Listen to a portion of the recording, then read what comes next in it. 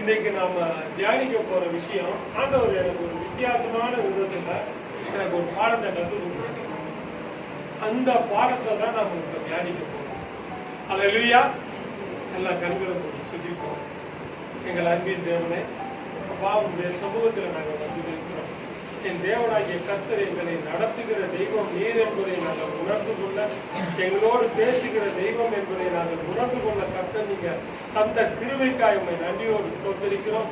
இந்த நாளிலும் ஆண்டவரே உங்களுடைய கிருபையை ஆண்டவரே நாங்கள் உணர்ந்து ஆண்டவரே உமக்கென்று பரிசுத்தமாய் வாழ கர்த்தர் எங்களுக்கு கற்றுத்தரும்படியாச்சு. ஏசப்பா உங்களை ஜெபிக்கிறோம், உங்களை நல்லது. ஆமென். அல்லேலூயா. இந்த விசுவாசம் என்ற தலைப்புல நம்ம நிறைய பார்த்தோம். அது எத்தனை பேருக்கு பிரயோஜனமா இருந்தது? கொஞ்சம் கைகளை உயர்த்தி சொல்ல முடியுமா? அல்லேலூயா. உண்மையிலேயே மற்றவங்களுக்கு பிரயோஜனமா இருக்குதோ இல்லையோ, நிறைய பேர் கைகளை உயர்த்துறீங்க. கர்த்தருடைய நாம் மகிமைப்படுவதாக. எனக்கு மிக மிக பிரயோஜனமா இருந்துச்சு. ஏன்னா விசுவாசத்தை பயிற்றுவிக்கக்கூடிய ஒரு அருமையான ஒரு யுக்தியை நான் கற்றுக்கொண்டேன். அப்ப அதை கத்துக்கிட்ட பிறகுதான் எனக்கே அது பிரயோஜனமா இருக்குன்னு தெரிஞ்ச பிறகு அடுத்த ஆண்டவர்கிட்ட எதை குறித்து ஆண்டவரே நான் பேசுறது அப்படின்னு சொல்லி நான் ஜெபம் பண்ணப்ப ஆண்டவர் பரிசுத்தத்தை குறித்து பேசினார். அநேக இடங்கள்ல இந்த பரிசுத்தத்தை குறித்து பேசப்படுறதே இல்லை. ஏன்னா அது கொஞ்சம் டஃப் சப்ஜெக்ட். அதை பேசும்போதே எல்லாருக்கும் கொஞ்சம் குறுத்தல், நெருடல், குத்தல் எல்லாமே இருக்கும். அந்த சூழ்நிலையை விட்டு நாம விலகிடுவோம், அல்லது அந்த சூழ்நிலை நம்மளை விலக்கிடும்.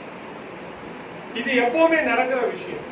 அதை குறித்து தியானிக்கும் பொழுது எதுல குறை இருக்குதோ அந்த குறை இருக்கிறத குறித்து அதிகமா தியானிக்கணும்ன்ற மாதிரி கர்த்தர் எனக்கு இன்னும் அதிகமா கற்றுக் கொடுத்தார். அப்ப என்னன்னா, எடுத்து படிங்க வெளிப்படுத்தலின் புஸ்தகம் 22வது அதிகாரம் 11-12 வசனங்கள். வெளிப்படுத்தல் 22, 11, 12. அநியாயம் செய்கிறவன் இன்னும் அநியாயம் செய்யட்டும், அசுத்தமாய் இருக்கிறவன் இன்னும் அசுத்தமாய் இருக்கட்டும், நீதி உள்ளவன் இன்னும் நீதி செய்யட்டும், பரிசுத்தம் உள்ளவன் இன்னும் பரிசுத்தமாகட்டும். வாசிங்க. இதோ சீக்கிரமாய் வருகிறேன், அவனுடைய கிரியைகளின்படி அவனுக்கு நான் அளிக்கும் பலன் என்னோடு கூட வருகிறது. அவனவனுடைய கிரியைகளின்படி அவனவனுக்கு நான் அளிக்கும் பலன் என்னோடு கூட வருகிறது. எவ்வளவு ஒரு அற்புதமான தெய்வம் பாருங்க. அவர் என்ன சொல்றாரு? அநியாயம் செய்கிறவன் இன்னும் அநியாயம் செய்யட்டும், அசுத்தமாய் இருக்கிறவன் இன்னும் அசுத்தமாய் இருக்கட்டும், நீதி உள்ளவன் இன்னும் நீதி செய்யட்டும், பரிசுத்தம் உள்ளவன் இன்னும் பரிசுத்தமாகட்டும். அப்ப என்னன்னா, நீ இருக்கிறபடி இருக்கு. உனக்கு கொடுத்த கிருபைகளை நீ பெருகிறதுக்கு வழியப்பார். அந்த கிருபைகளை பெருக்கிக் கொள்ள நீ வழி பார்த்துக்கொள். அப்படி நீ வழியை தேடிக்கொண்டினா என்னுடைய நீதியில இதோ நான் சீக்கிரமாய் வருகிறேன், அவனவனுடைய கிரியைகளின்படி அவனுக்கு நான் அளிக்கும் பலன் என்னோடு கூட வருகிறது. நான் வரும்போது அந்த பலனோடு நான் வருவேன். இதை எனக்கு படித்த பிறகு எனக்கு ரொம்ப ஒரு பெரிய ஏவுதலாய் இருந்தது. இது கடைசி காலம். நம்முடைய வாழ்க்கையில் பரிசுத்தம் குறைந்து கொண்டே போவதாக நம்முடைய உள்ள உணர்வுகள் நம்மை உணர்த்தும் நிலைக்கு நாம் இருக்கிறோம். நிறைய பேருக்கு ஒரு கேள்வி இருக்குது, அவருக்குன்னு பரிசுத்தமாக ஆரம்பத்தில் இருந்தது போல என்னால இப்ப இருக்க முடியல. நான் ஆரம்ப நாள்ல ஆண்டவருக்கு நான் எவ்வளவோ பரிசுத்தமா இருந்தேன், எவ்வளவோ ஜெபத்துல இருந்தேன், எவ்வளவோ அப்படி இருந்தேன் இப்படி இருந்தேன், ஆனா இன்னைக்கு என்னால அப்படி இருக்க முடியல. இந்த உணர்வு எல்லாருக்குமே இருக்குது. அடுத்தது பாருங்க, நான் இன்னும் குறைவுள்ளவனாகவே காணப்படுகிறேன். ஒரு சிலருக்கு நான் இன்னும் குறையாவே இருக்கிறேன், எனக்குள்ள ஏதோ ஒரு குறை இருந்துகிட்டே இருக்குது அப்படின்ற உணர்வு ஒன்று இருக்கிறது. அடுத்தபடியா பாருங்க, எனக்குள்ள இந்த ஆரம்ப கிறிஸ்தவ வைராக்கியம் திரும்பவும் வருமா? நமக்குள்ள இருக்கக்கூடிய மனசாட்சி, இந்த நல் மனசாட்சி நம்ம எப்பவுமே நம்மளை அப்படியே உசுப்பி விட்டுக்கிட்டே இருக்கும், தூங்க விடாது. இந்த உணர்வுகள் நமக்குள்ள இருக்குது அப்படின்னா உண்மையிலே நீங்க ஆசீர்வதிக்கப்பட்டவர்கள். அடுத்தபடியா பாருங்க, நிறைய பேருக்கு இன்னொரு கேள்வி இருக்குது, என் வாழ்க்கை எப்பொழுது மாறும்? அப்படி மாற இன்னும் நான் என்ன செய்யணும்? இந்த ஒரு கேள்வி நமக்கு, நம்ம என்ன செஞ்சாதான் நம்ம வாழ்க்கை மாறும்? நம்ம என்னென்னவோ பண்ணி பார்க்கிறோம், முயற்சி எடுத்து பார்க்கிறோம், அங்க முட்டுறோம் இங்க முட்டுறோம், சுவத்துல அடிச்ச பந்து மாதிரி திரும்பி ஒரே இடத்துக்கு வந்து நிற்கிறோம். என் வாழ்க்கை மாறுறதுக்கு நான் என்னதான் பண்ணணும்?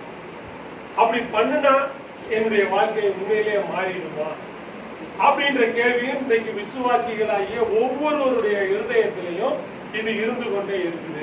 இந்த கேள்விக்கு காரணம் என்னன்னு நம்ம நினைக்கிறோம். இந்த கேள்வி நமக்கு வர்றதுக்கு காரணம் என்ன அப்படின்னு நினைச்சோம்னா, நமக்குள்ள இருக்கிற உள்ளுணர்வுகள்ல நம்மை உணர்த்தி கொண்டிருக்கிற சிறிய சிறிய குற்ற உணர்வுகள் நம்மை வெளிப்படுத்துகின்ற அந்த காரியங்கள்ல நாம் கர்த்தருக்குள்ளாக நாம் வளர வேண்டும் என்பதை சுட்டி காட்டுகிறது. இதை நான் உங்ககிட்ட இதை பேசுறதுக்கு காரணமே, கடந்த வாரத்துல அந்த விசுவாசத்தை குறித்து நம்ம தொடர்ந்து ஒரு 9 வாரம் தியானிச்சோம். அது என்ன உண்மையிலே விசுவாசத்துல ஒரு உயர்வான நிலைக்கு என்னை எடுத்துட்டு போறதை என்னால உணர முடியும். அப்ப இந்த பரிசுத்தத்தை குறித்து நாம இதை குறித்து ஒரு 10 வாரம் தியானிக்கலாம் அப்படின்னு நான் யோசிக்கிறேன்.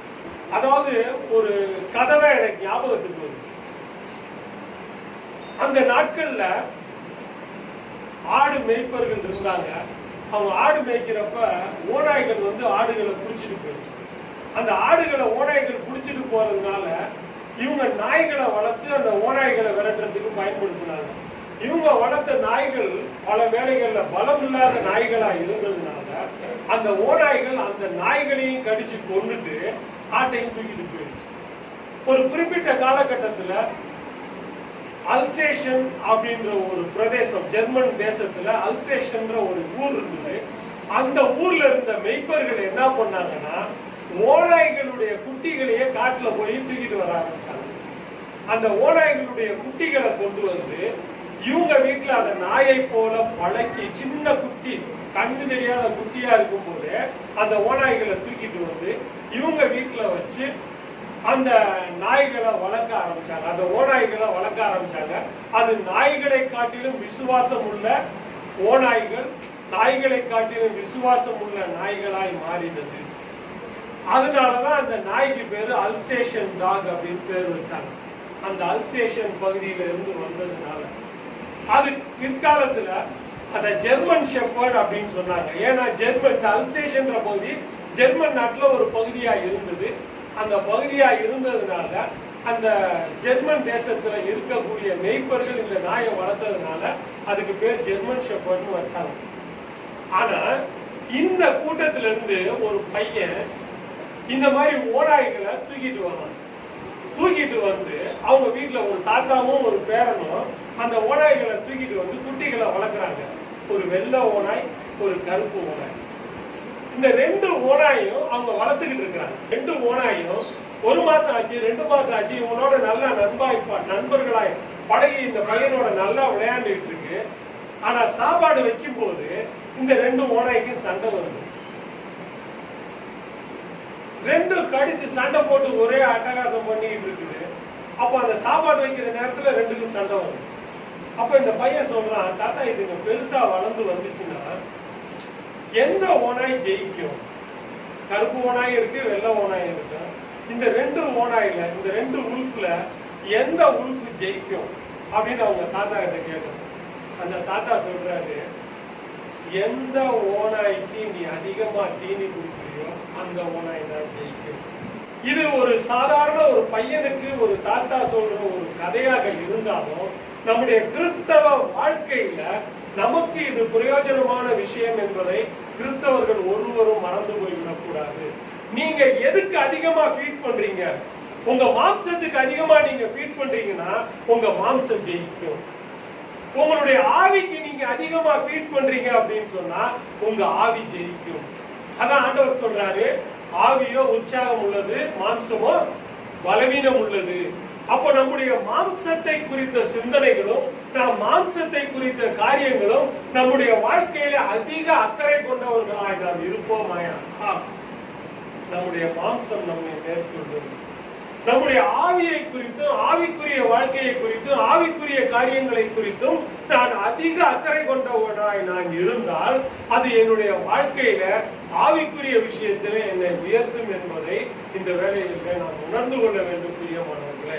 அப்பொழுது நாம எதுல நாம் சின்ன சின்ன விஷயங்கள்ல குறைவுபடுகிறோமோ அந்த குறைவுபடுகிற விஷயம் நம்முடைய தியானங்களை அதிகமாக ஏற்படுத்தும் பொழுது நாம் அவைகளிலே பெருகுகிறோம். விசுவாசத்தை தியானித்தோம், நாம் விசுவாசத்திலே பெருகுவதாக நமக்குள்ளே ஒரு மாற்றங்கள் காணப்படுகிறது. இந்த நாட்களிலே நாம் பரிசுத்தத்தை குறித்து நாம் தியானிக்க இருக்கிறோம். இன்றைக்கு நமக்கு எது முக்கியமாய் காணப்படுகிறது அப்படின்னு பாத்தீங்கன்னா, நமக்குள் உலக கவலைகள், சரீர பாடுகள், உலக தேவைகள், குடும்ப தேவைகள், நம்மை சுற்றியுள்ள பிரச்சனைகள், இவைகள் தான் நம்மை அதிகமாய் ஆட்கொள்ளுகிறது. நம்மை சுற்றி நம்மை ஆட்கொள்ளுகிற விஷயம் என்னன்னா, உலக கவலைகள், சரீர பாடுகள், உலக தேவைகள், குடும்ப தேவைகள், நம்மை சுற்றியுள்ள பிரச்சனைகள், இவைகளினாலே நாம் அதிகம் ஆட்கொள்ளப்படுகிறோம். இது நம்ம ஆட்கொள்ள நமக்குள்ள கிறிஸ்தவம் என்பது, கிறிஸ்து என்பது குறைந்து கொண்டே போய் கொண்டிருக்கிறது. இது குறைய இது பெருக நமக்குள்ள ஒரு பெரிய பிரச்சனையா இருக்கு. பிரியமானவர்களே, அது அடுத்தது உங்ககிட்ட இன்னொரு விஷயம் நான் கேட்கணும்னு நினைச்சேன். ஒரு 2 நிமிஷம் எல்லாரும் கண்ணை மூடுங்க.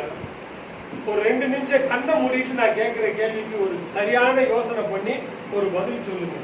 அந்த 2-3 கேள்வி நான் கேட்கிறேன்.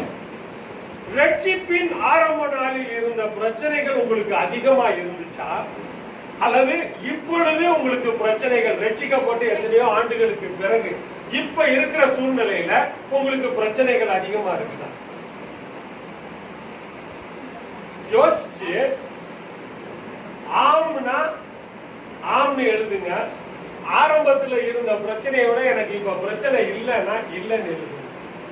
சும்மா ஒரு சின்ன சீட்ல எழுதுங்க, பரவாயில்ல. ரைட். அடுத்து 2வது கேள்வி, ஆரம்ப நாட்களில் நீங்க ஜெபித்தது போல் இப்பொழுது ஜெபிக்க முடிகிறதா? அப்படின்னா ஆம்னு எழுதுங்க, இல்ல இல்லன்னு எழுதுங்க. 3வது கேள்வி கேட்கிறேன், உங்க நண்பர்கள் வட்டாரத்துல கிறிஸ்துவை உங்களால் அதிகமாய் காட்ட முடிகிறதா? முடியுதுன்னா ஆம்னு எழுதுங்க, இல்ல இல்லைன்னு எழுதுங்க. இப்போ ஒவ்வொருத்தர் கையிலயும் அந்த விஷயம் இருக்குது. அந்த 3 கேள்வியில எத்தனை இல்லைன்னு இருக்கு, எத்தனை ஆம்னு இருக்கு சொல்லுங்களேன். 2 இல்ல 1 ஆம்னு இருக்கு. ரைட். எல்லாருக்கும் அப்படித்தானே வருது. அப்ப பிரச்சனை முன் போல இல்லைன்றதுல தெளிவா இருக்கிறீங்க. ரைட்டா? முதல் விஷயம், பிரச்சனை முன் போல இல்ல. கிறிஸ்துவ அறிந்தப்ப நான் வந்த பொழுது இருந்த பிரச்சனை இப்பொழுது இல்லை. அதுல நம்ம தெளிவா இருக்கிறோம். 2வது என்ன, 2 விஷயம், நம்ம ஆரம்ப நாட்கள்ல ஜெபித்தது போல இன்னைக்கு ஜெபிக்க முடிகிறது இல்ல. இதுவும் இல்லைன்றதுதான் நமக்கு பதில் வரும். உண்மையா இல்லையா? ரைட். இது 2 கேள்வியில இல்லைன்னு வந்துருச்சு. 3வது கேள்வியில நமக்கு வரும் பொழுது ஒரு சிலர் என்னால சொல்ல முடியுது என் நண்பர்கள்கிட்ட அப்படின்னு சொல்லுவோம். ஆனாலும் அது 50% தான் விசுவாசிக்கும். முன்போல் அப்படின்னா அது இல்லைன்னு தான் வரும். உண்மையா இல்லையா? ஆரம்ப நாட்கள்ல நம்ம ஓடி ஓடி சொல்லி இருப்போம். உண்மையா இல்லையா? தயவு செய்து சொல்லுங்க, எனக்காக இல்ல உங்களுக்காக பதில் சொல்லுங்க. அப்ப ஓடி ஓடி சொல்லி இருப்போம். அப்போ இது ஏன் நமக்கு பிரச்சனை? இதுதான் நமக்கு பிரச்சனை. காரணம் என்னன்னா, நம்ம உலக கவலைகளால பிடிக்கப்பட்டு இருக்கிறோம். இந்த உலக கவலைகள் நம்மை ஆட்கொள்ள நம்ம முன்போல கிறிஸ்துவுக்காய் நிற்க முடியாதவர்களாய் நாம் இருக்கிறோம். இந்த 3 கேள்வியில 2 கேள்விக்கு இல்லைன்னு நிச்சயமா பதில் சொல்றோம். அந்த 3வது கேள்விக்கு நம்ம என்ன சொல்றோம், அப்படி 50% அப்படி டச் பண்ணி வந்துருவோம். ஆனா முன்போல்னு கேட்டா அதுக்கு இல்லைன்னு தான் பதில் சொல்றோம். அப்ப 3 கேள்வியுமே நம்ம இடத்துல இல்லை. இதுக்கு காரணம் என்ன அப்படின்னு பார்த்தா, இது நான் இந்த கேள்வியை உங்கள்கிட்ட கேட்டதுக்கு முக்கிய காரணமே, ஆவியானவர் என்னோடு பேசின விஷயத்தை தான் நான் உங்களோட பகிர்ந்து கொள்ள விரும்புகிறேன். என்கிட்ட என்ன பேசினாரோ அதை உங்ககிட்ட நான் அனுபவிக்காத உங்ககிட்ட பகிர்ந்துகிட்டா அது யாருக்கும் பிரயோஜனம் இருக்கு. அப்போ இந்த 3 கேள்வியிலையும் நாம இல்லைன்னு பதில் வர்றதுக்கு காரணம் என்ன அப்படின்னா, நாம் உலக கவலைகளால பிடிக்கப்பட்டு இருக்கிறோம். இந்த உலக கவலைகள் நம்மை ஆட்கொண்டு இருக்கிறது. இந்த உலகத்துக்கு நாம் ஒரு விதத்திலே ஒத்து போய் கொண்டிருக்கிறோம். இதுதான் பிரியமானவர்களே உண்மை. இந்த உலகத்தோடு நாம் ஒத்து போய் கொண்டிருக்கிறோம். அப்ப ஆதி நாட்களில நமக்கு இருந்த பரிசுத்தம் குறைவுபட்டு கொண்டு வருகிறது என்பதை நாம் உணர வேண்டும். இந்த ஆதி நாட்களில இருந்த பரிசுத்தத்தில நாம் குறைவுபடுகிறோம். பரிசுத்தம் என்பது நம்மை அனுதினமும் தேவ சமூகத்திலே சுத்திகரிக்கிறது தான் பரிசுத்தம். இந்த பரிசுத்தத்துக்கு அர்த்தம் என்ன அப்படின்னு நம்ம என்னைக்காவது யோசிச்சிருக்கோமா? சுத்தம் என்பது நம்மை சுத்திகரித்துக் கொள்ளுதல். உடல் ரீதியாக நம்மை சுத்திகரித்துக் கொள்ளுதல். நம்ம வீட்டை சுத்தப்படுத்துறோம், எல்லாத்தையும் சுத்தப்படுத்துறோம். ஆனா பரிசுத்தம் என்பது பரிபூரண சுத்தம். அதுதான் பரிசுத்தம். இந்த பரிபூரண சுத்தம் நமக்குள்ள எப்ப வருது அப்படின்னு சொன்னா, நாம உள்ளும் புறமும் நம்மை சுத்திகரிக்கும் பொழுது மட்டும்தான் நமக்கு இந்த பரிசுத்தம் காணப்படுகிறது. இந்த பரிசுத்தத்தை நாம வளர்த்து கொள்ள வேண்டும் என்று கர்த்தர் இந்த நாட்களிலே நம்மிடத்துல விரும்புகிறார். அப்ப இந்த பரிசுத்தத்தை குறித்து நாம பார்த்தோம் அப்படின்னு சொன்னா, எடுத்து படிச்சு பாருங்க. வேதாகமத்துல பரிசுத்தம் என்று சொன்ன வார்த்தை ஆதியாகமத்துல முதல் சொல்லப்பட்டிருக்கிறது. 2வது அதிகாரம் 3வது வசனம். ஆதியாகமம் 2வது அதிகாரம் 3வது வசனம். தேவன் தம் சிருஷ்டிக்கு உண்டு பண்ணின தம்முடைய கிரியைகளை எல்லாம் முடித்த பின்பு அதிலே ஓய்ந்திருந்தபடியால் தேவன் 7ஆம் நாளை ஆசீர்வதித்து அதை பரிசுத்தமாக்கினார். அதிலே ஓய்ந்திருந்தபடியினாலே தேவன் 7ஆம் நாளை ஆசீர்வதித்து அதை பரிசுத்தமாக்கினார். ஹல்லேலூயா. அப்போ இந்த 7ஆம் நாளை கர்த்தர் இந்த பூமி படைக்கப்பட்ட நாளில் இருந்து அதை பரிசுத்தமாக்கினார் என்பதை நாம் பார்க்கிறோம். 7ஆம் நாள்ன்றத ஒரு சிலர் அதையே ஒரு இஷ்யூவா எடுத்து கொண்டு போய் கொண்டிருக்கிறார்கள். அது நமக்கு தேவையில்லை. ஆனா இதுல இன்னும் நிறைய விஷயங்கள் நாம் பார்க்கும் பொழுது அதுலயும் நமக்கு ஒரு தெளிவு கிடைக்கும். அந்த 7ஆம் நாளுக்குரிய தெளிவும் நமக்கு கிடைக்கும் என்று நான் விசுவாசிக்கிறேன். அப்போ இந்த ஆதியாகமத்துல தேவன் 7ஆம் நாளை பரிசுத்தப்படுத்தி அதை பரிசுத்தமுள்ளதாக மாற்றுகிறார் என்பதை நாம் பார்க்கிறோம். அடுத்தபடியா பாருங்க, எதை ஆதி நாட்கள்ல தேவன் பரிசுத்தப்படுத்தினார், எதை தேவன் ஆதி நாட்கள்ல பரிசுத்தப்படுத்தினார் என்று பார்த்தா, யாத்ராகமம் 13வது அதிகாரம் 2வது வசனம். இஸ்ரவேல் புத்திரருக்குள் மனிதரிலும் மிருக ஜீவன்களிலும் கற்பம் திறந்து பிறக்கிற முதற் பேரானதையும் எனக்கு பரிசுத்தப்படுத்து, அது என்னுடையது என்றார். அப்ப ஆண்டவர் இஸ்ரவேல் ஜனங்களை பிரித்து எடுத்து அந்த வனாந்தரத்துக்கு கொண்டு வரும் பொழுது அவர் என்ன சொல்றாருன்னா, கற்பம் திறந்து உன்னிடத்துல பிறக்கிற மிருக ஜீவனிலும் எல்லாவற்றிலும் முதற் பேரானதை எனக்கு பரிசுத்தப்படுத்து என்று மோசேயிட்ட சொல்றார். அப்போ பரிசுத்தப்படுத்த வேண்டும் என்பது நம்மேல் விழுந்த கடமை. அப்ப நம்முடைய பிள்ளைகளையும் நம்முடைய மிருக ஜீவன்களையும் தேவ சமூகத்திலே நாம் பரிசுத்தமாய் நடத்த வேண்டியது நம்முடைய பொறுப்பு. இன்றைக்கு பெற்றோர்கள் ஒவ்வொருவருக்கும் கொடுத்திருக்கிற கடமை. ஹல்லேலூயா. அப்ப இந்த சூழ்நிலையை நாம் எப்படி வாழ்ந்து கொண்டிருக்கிறோம் என்பதை நாம் விளங்கிக் கொள்ள வேண்டும். அடுத்தது 12வது வசனம் பாருங்க. 12ஆம் வசனம், யாத்ராகமம் 13:12.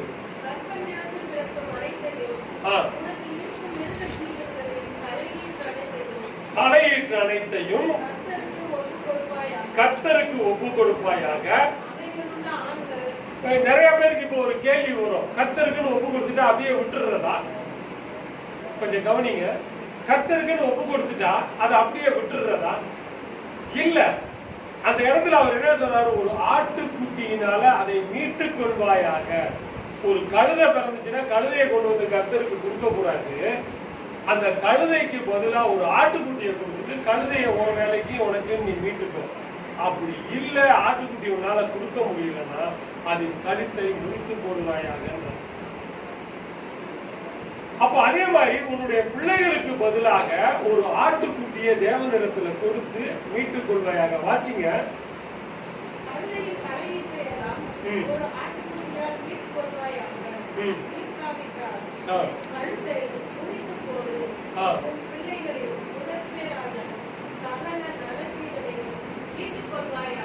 மீட்டுக் கொள்வாயாக. எப்படின்னா ஒரு ஆட்டுக்குட்டியை கொடுத்து ஆண்டவராகிய இயேசு கிறிஸ்துவையும் அந்த நாள்ல கொண்டு போய் முதற் பேரானவராக இருந்தபடினால ஆட்டுக்குட்டியை அங்க போய் கொடுத்துட்டு தேவாலயத்துக்கு போயிட்டு வர்றாங்கன்னு நம்ம பார்க்கிறோம். அப்போ ஒவ்வொரு நாளும் நம்முடைய வாழ்க்கையில நம்முடைய முதற் பேரான பிள்ளைகளை குறித்து அக்கறை கொண்டவர்களா இருக்க வேண்டும் என்று கர்த்தர் விரும்புகிறார். இது நிறைய நாட்கள்ல நாம் விளங்கிக் கொள்கிறதே. அடுத்தபடியா பாருங்க, இந்த முதற் பேரானதை குறித்து கர்த்தர் அவ்வளவு தெளிவா பேசுறாரு. அடுத்தது யாத்திராகமம் 16வது அதிகாரம் 23வது வசனத்தை வாசிங்க. ஓய்வு நாளை கர்த்தர் பரிசுத்தப்படுத்துகிறார். அப்ப அந்த ஓய்வு நாள்ல நம்ம என்ன பண்ணணும் வாசிங்க. யாத்திராகமம் 16:23.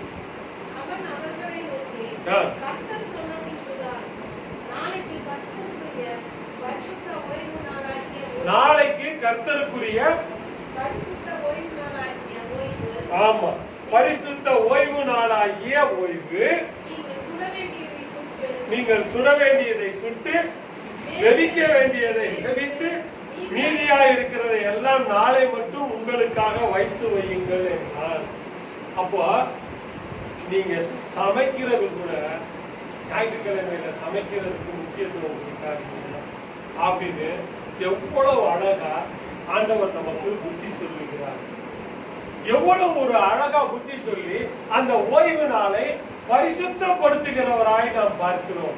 அந்த ஓய்வு நாளை பரிசுத்தப்படுத்தி அந்த ஓய்வு நாளிலே கூடி வருகிற உங்களையும் என்னையும் கர்த்தர் பரிசுத்தப்படுத்த வேண்டும் என்று விரும்புகிறார். அடுத்த வசனத்தை வாசிங்களேன். மோசே கட்டளை 24வது வசனம், யாத்திராகமம் 16வது அதிகாரம் 24வது வசனம்.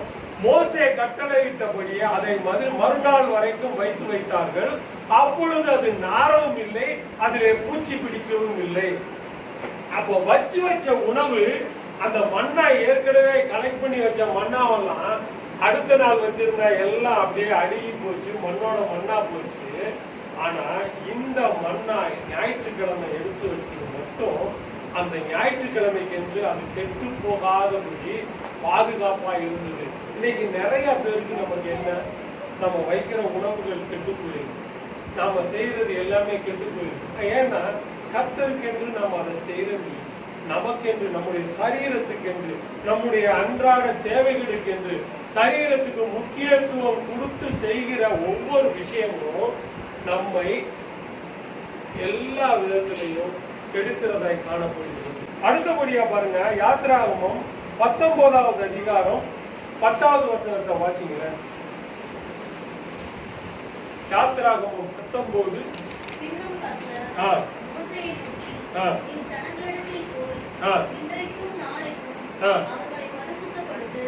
இன்றைக்கும் நாளைக்கும் அவர்களை பரிசுத்தப்படுத்து,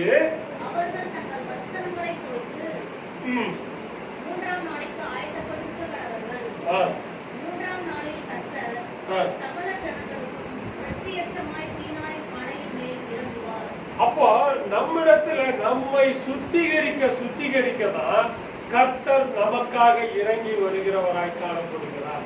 நமக்குள்ள பரிசுத்தப்பட கர்த்தர் நம்மோடு இடைப்படுகிறதை நம்மால் உணர முடியும்.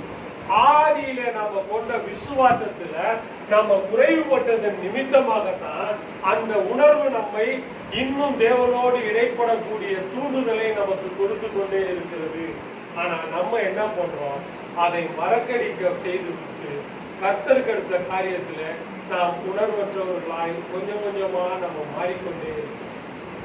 அப்ப இந்த பரிசுத்தம் பண்ணுதல் என்பது ஒவ்வொரு கிறிஸ்தவனுக்கும் அவருடைய வாழ்க்கையின் அத்தியாவசியமாய் காணப்படுகிறது.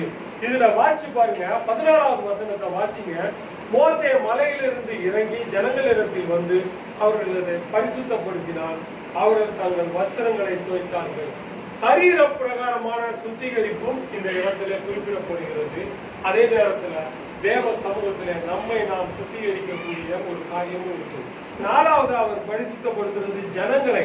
அடுத்தது 5வது அவர் பரிசுத்தப்படுத்துகிறது ஆசாரியனின் வஸ்திரத்தை கூட அவர் பரிசுத்தப்படுத்த விரும்புகிறார். ஆசாரியனுடைய வஸ்திரம் யாத்திராகமம் 29வது அதிகாரம் 21வது வசனம். யாத்திராகமம் 29:21.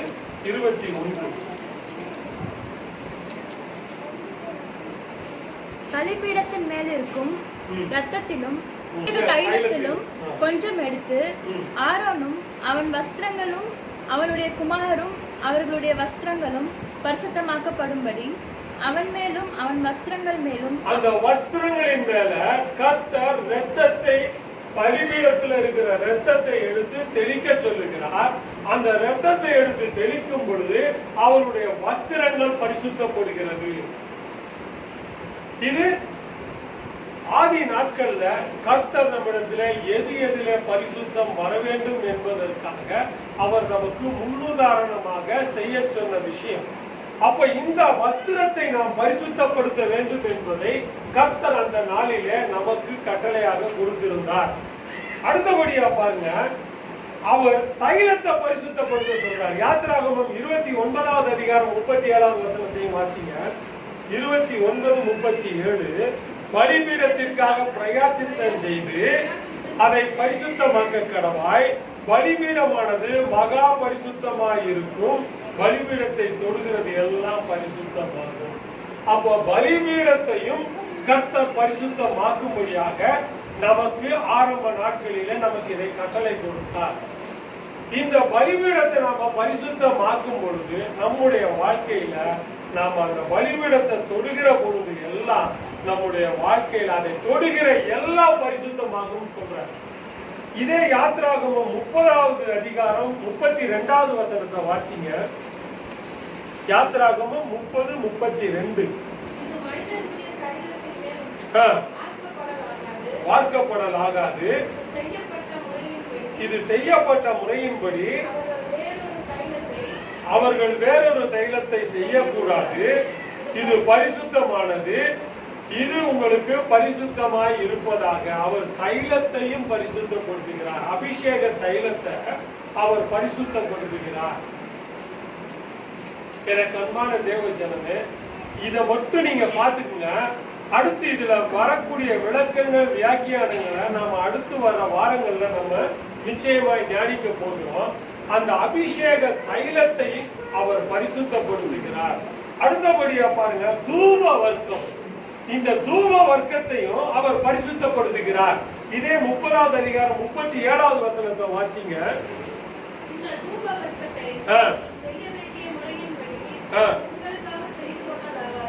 உங்களுக்காக நீங்க செய்து கொள்ளலாகாது.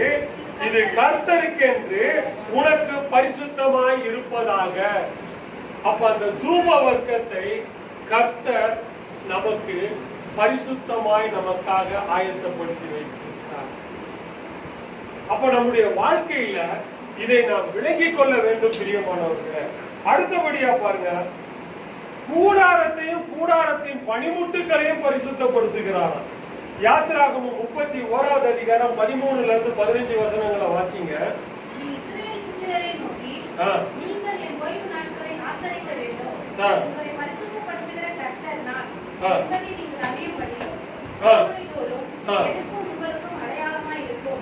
அதாவது நம்மை பரிசுத்தப்படுத்துகிற கர்த்தர் என்பதை அவர் நம்முடைய தலைமுறை தோறும் இருக்கும்படியாக நாம் அதை சிந்திக்க வேண்டும் என்று விரும்புகிறார். அடுத்தது, இந்த கூடாரத்தையும் அதுல இருக்கு. நீங்க வீட்டுல போய் அதை படிச்சு பாருங்க. அந்த வசனத்தை நான் சொல்ல நேரம் இல்லாம அதை விட்டுட்டேன். இப்ப யாத்திராகமம் 31வது அதிகாரம் 13-15 வசனங்களை நாம வாச்சோம்னா அதுல ஆண்டவர் என்ன சொல்றாரு? இது உங்கள் தலைமுறை தோறும் வாசிங்க. எனக்கும் உங்களுக்கும் அடையாளமாய் இருக்கும். பாருங்க, அவர் நமக்கும் அவருக்கும் அடையாளமாய் இருக்கும்படியாக அவர் இதை நமக்கு அடையாளமாய் வைக்கிறார். இந்த நாளை நீ எனக்குன்னு நீ தனியா விசேஷித்துக் கொள்ள ஆரம்பிச்சினா, எனக்கு அன்பான மகனே மகளே, உன்னுடைய வாழ்க்கை மாறும். உன்னுடைய சூழ்நிலை மாறும். உன் வாழ்க்கையில இருக்கிற பரிசுத்தத்தை யாருமே கொலைச்சு போட முடியாது. அல்லேலூயா. அவர் பரிசுத்தப்படுத்துகிறார். அதை பரிசுத்தப்படுத்தி அதை யாருமே பரிசுத்த குலைச்சல் ஆக்காதபடி அப்படின்னு சொல்றாங்க. இதே வாசிங்க அந்த இடத்துல.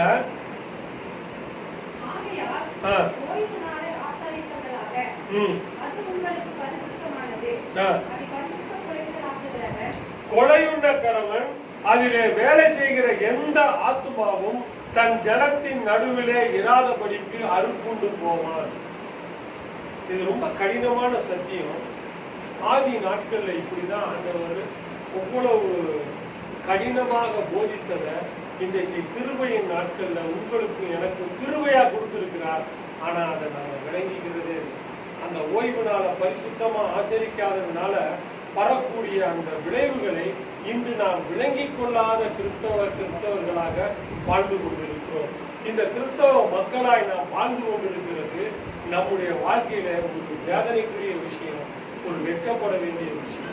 ஆம் பிரியமானவர்களே, இந்த நாட்களில நாம் ஓய்வு நாளை ரொம்ப அசட்டை பண்றோம். இந்த கர்த்தருடைய நாளை நாம ரொம்ப அசட்டை பண்றோம். போனா போய்க்கலாம், போ நம்ம வீட்டுல போய் ஆண்டவரே நம்ம மன்னிக்கணும்னா மன்னிச்சுக்கோ.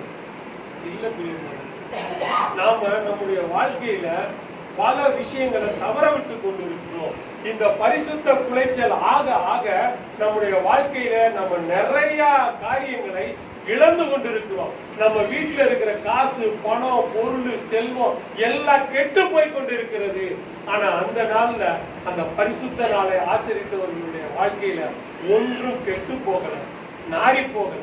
ஆனா இன்றைக்கு நம்முடைய வாழ்க்கை நாறிக்கொண்டிருக்கிறது, கெட்டு கொண்டிருக்கிறது. இன்றைக்கு இந்த சூழ்நிலையை கர்த்தர் மாற்ற வேண்டும் என்று விரும்புகிறார். அடுத்தது பாருங்க, லேவியராகமம் 22வது அதிகாரம் 32வது வசனம். லேவியராகமம் 22:31. என் பரிசுத்த நாமத்தை பரிசுத்த குலைச்சலாக்காதிருப்பீர்களாக நான் இஸ்ரவேல் புத்திரர் நடுவே பரிசுத்தர் என்று மதிக்கப்படுவேன். நான் உங்களை பரிசுத்தமாக்குகிற கர்த்தர். அல்லேலூயா.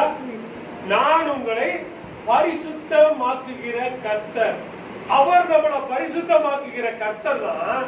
ஆனா அவர் நம்மளை பரிசுத்தமாக்க விரும்புகிறார். ஆனா நாம என்ன பண்றோம்? அவர் நாமத்தை நாம் பரிசுத்த குலைச்சலாக்குகிறபடியினால அவரை நாம் புறக்கணிக்கிறவர்களாய், நிராகரிக்கிற கிறிஸ்தவர்களாய் வாழ்ந்து கொண்டிருக்கிறோம். அவரை நாம் புறக்கணிக்கிற கிறிஸ்தவர்களாய் வாழ்ந்து கொண்டிருக்கிறோம். ஏனென்று சொன்னால், என் பரிசுத்த நாமத்தை பரிசுத்த குலைச்சலாக்காது இருப்பீர்களாக நான் இஸ்ரவேலர் புத்திரர் நடுவிலே பரிசுத்தர் என்று மதிக்கப்படுவேன். நீங்க என்னைக்கு அவரை பரிசுத்தர் பரிசுத்தர் நீங்க மதிக்கிறீங்களோ அன்னைக்குதாங்க உங்களுடைய வாழ்க்கை பரிசுத்தமாக்கப்படும்.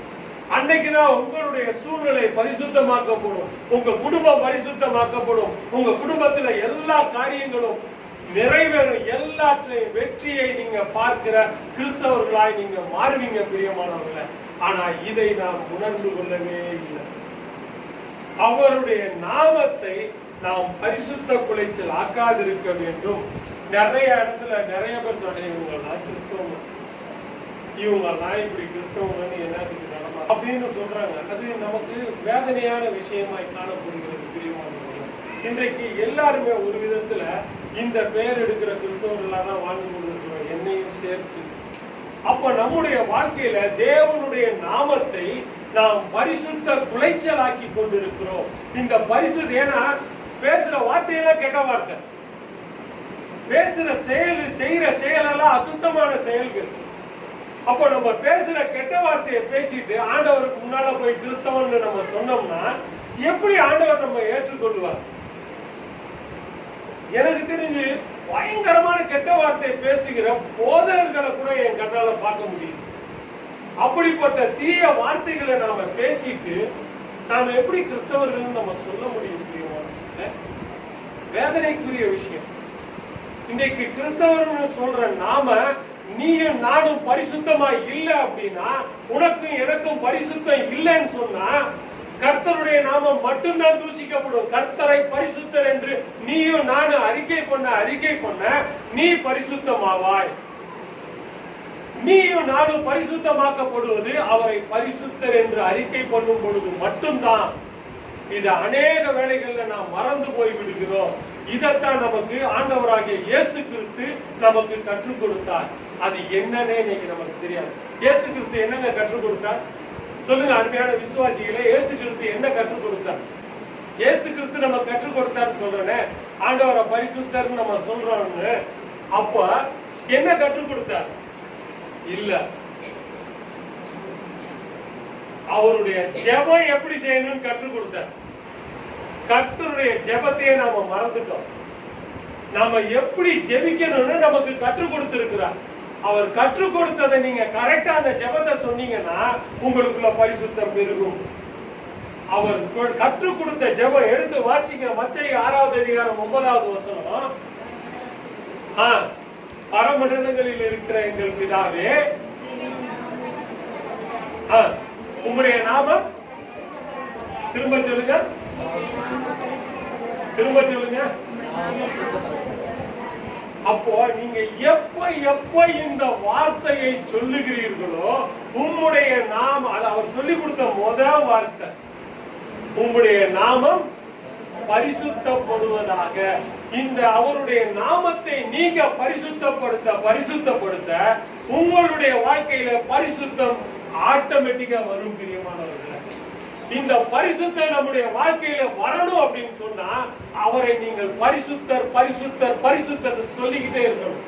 அப்ப உங்களுக்குள்ள அந்த நான் பரிசுத்தராய் இருக்கிறது போல நீங்களும் பரிசுத்தராய் இருங்கன்னு சொல்ற.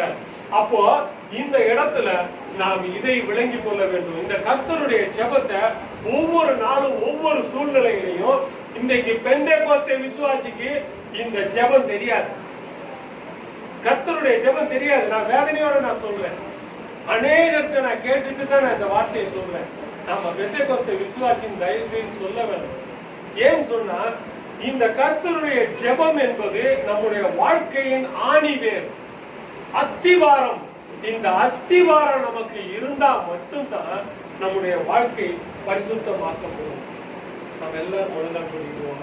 அப்போ நம்முடைய வாழ்க்கையில, நம்முடைய சூழ்நிலைகள்ல கர்த்தர் நமக்கு பரிசுத்தத்தை கொண்டு வர வேண்டும் என்று விரும்புகிறார். நாம் சொல்லுவோமா, கர்த்தர் பரிசுத்தர் பரிசுத்தர் பரிசுத்தர் என்று சொல்ல சொல்ல சொல்ல நீங்களும் நானும் பரிசுத்தராக்கப்படுவோம். அப்பா, எங்களை நீ பரிசுத்தப்படுத்த வேண்டும் என்று விரும்புகிறேன். உண்மை நாங்கள் பரிசுத்தர் பரிசுத்தர் என்று எங்கள் நாவினாலே அறிக்கை பண்ண எங்களுடைய வாழ்க்கையை பரிசுத்தமாக்குகிற தெய்வம் நீர் என்பதை நாங்கள் உணர்ந்திருக்கிறோம். இனி ஒரு நாட்களில இந்த பரிசுத்தத்தை குறித்து தியானித்து எங்களுக்கு ஒரு தெளிந்த வெளிப்பாட்டை கர்த்தர் நீர் தரும்படியாய் ஜெபிக்கிறோம்.